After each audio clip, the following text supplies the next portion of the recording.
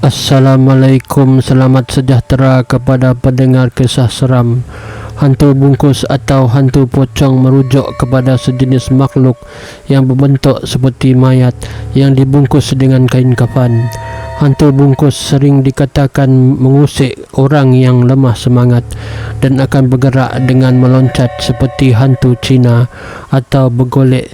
Ia dikatakan mampu bergerak sepantas kereta, bergerak seiring dengan kereta yang dipandu oleh mangsa usikan mereka. Kisah seram ini menceritakan seorang wanita yang bekerja sebagai kelak di pejabat. Nama dia adalah Jana. Jana seorang pekerja yang rajin. Dia selalu bekerja hingga lewat malam. Jana juga pernah mendapat award pekerja terbaik di syarikat tempat dia bekerja. Kebiasaannya, Jana bekerja hingga lewat malam. Tugas dia sebagai kelak memang penat sebab memeriksa stok barang keluar masuk syarikat, mengedit di dalam komputer. Pada hari itu, Jana disuruh mengira gaji semua pekerja tempoh 5 tahun kerana syarikat mahu butir jumlah gaji. Jana pula memulakan kerja di hari itu dengan penuh fokus hingga waktu rehat diabaikannya. Begitulah sikap Jana, seorang yang rajin. Setelah jam 5 petang, semua orang balik bekerja kecuali Jana, seorang di dalam pejabat yang masih tinggal. Sambil menaip keyboard PC, setelah masuk maghrib, Jana mengambil keputusan mahu berehat sebentar. Maghrib itu jam 6.30 petang. Dia keluar pejabat kerana untuk makan sebentar. Tempat pejabat Jana tingkat 5, jadi untuk naik turun dia gunakan lift. Pada petang itu dia turun guna lift. Keadaan dalam pejabat semasa itu memang terang kerana lampu pejabat terbuka secara automatik. Bila hari mula gelap, pasti akan hidup sendiri. Lift di masa itu turun sampai ke tingkat bawah, iaitu di parking kereta pekerja seperti Jana. Jana semasa itu berjalan menuju ke keretanya, lalu membuka pintu kereta dan masuk, terus memandu kereta menuju ke kedai makan. Jana pun memesan makanan kesukaannya lalu menyantap makanan tersebut. Setelah selesai makan, hari pun sudah gelap. Jana memandu menuju kembali ke pejabatnya. Setelah sampai ke parking kereta, dia menuju ke lift dan naik semula ke pejabat di tingkat 5. Setelah lift berhenti, pintu lift pun terbuka. Suasana dalam pejabat seperti biasa pada malam itu. Jana melangkah ke tempat duduk meja bertugasnya dalam pejabat. Jana menghidupkan komputer lalu memulakan menaip keyboard komputer sehinggalah pada jam 9 malam. Setelah dia berhenti sebentar menaip, tiba-tiba Jana terhidu bau busuk. Jana merasa hairan kenapa pejabat yang wangi bunga lavender tiba-tiba berubah bau busuk. Jana di masa itu dapat merasakan sesuatu yang tak kena. Dia merasa seolah-olah diperhatikan. Bulu badan Jana meremang. Penghawa dingin di pejabat menambahkan kedinginannya di malam itu dan keseramannya. Di masa itu Jana mengambil keputusan nak off komputer. Selepas dia klik menutup komputer, dia pun melihat seperti ada bayang-bayang di dalam cermin monitor komputer. Jana terus menoleh tapi tiada sosok pada apa-apa pun di belakangnya.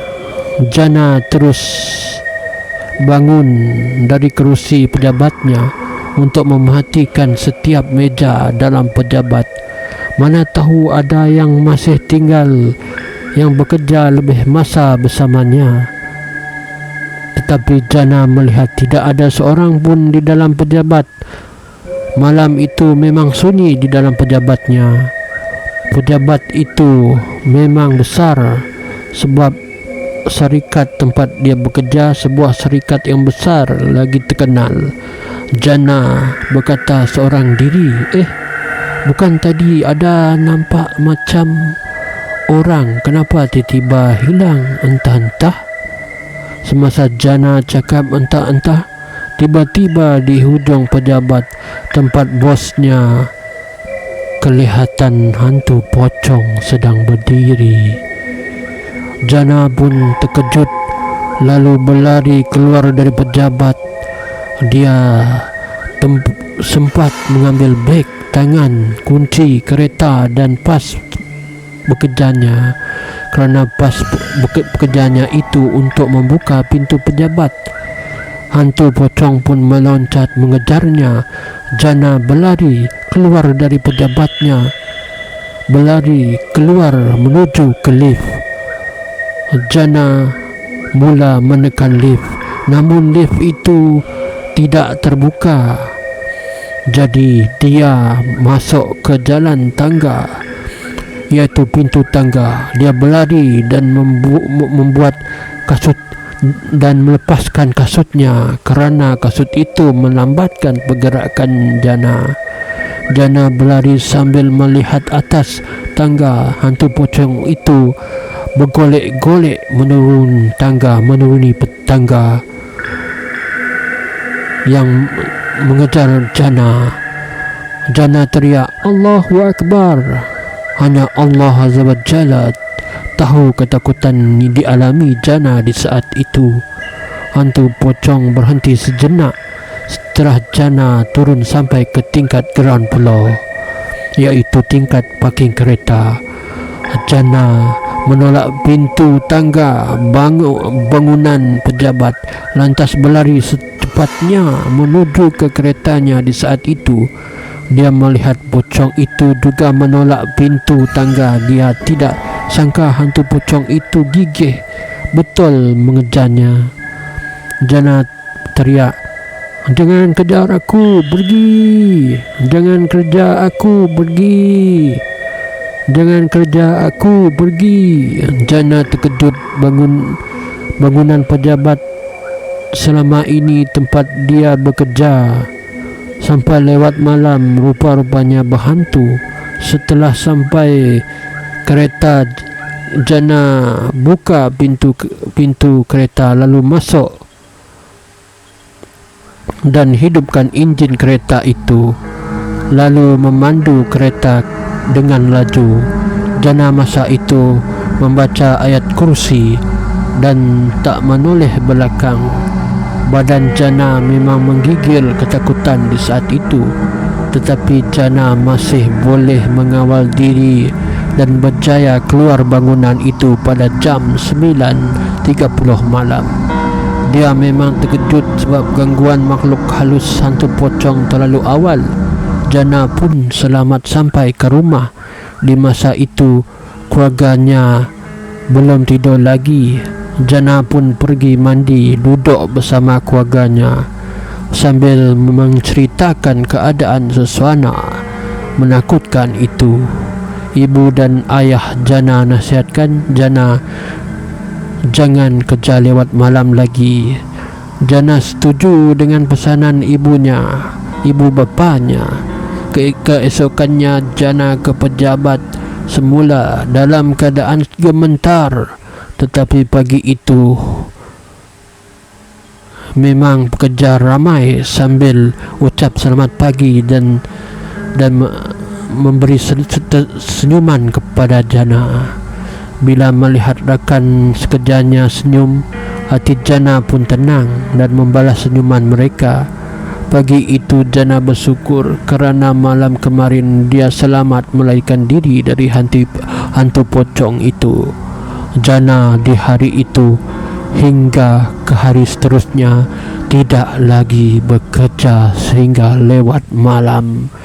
Dia bekerja mengikut working hour, iaitu bekerja dari jam 8 AM sampai 5 PM.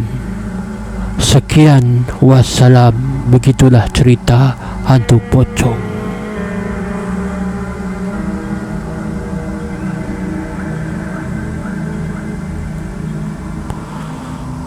Allah Subhanahu wa taala berfirman, "Wa ma khalaqtul jinna wal insa illa liya'budun." Dan ingatlah, aku tidak menciptakan jin dan manusia melainkan untuk mereka menyembah dan beribadat kepadaku. Surah Az-Zariyat 51 ayat 56. Tiada hantu dalam dunia ini yang hanya adalah jin-jin yang menyamar jadi hantu. Mereka lah syaitan menghasut kita melakukan kejahatan dan takut kepada selain Allah Azza wa Jalla. Nabi sallallahu alaihi wasallam bersabda, tiada jangkitan, tiada kesialan bulan Safar dan tiada gul, hantu. Hadis sahih riwayat Imam Muslim.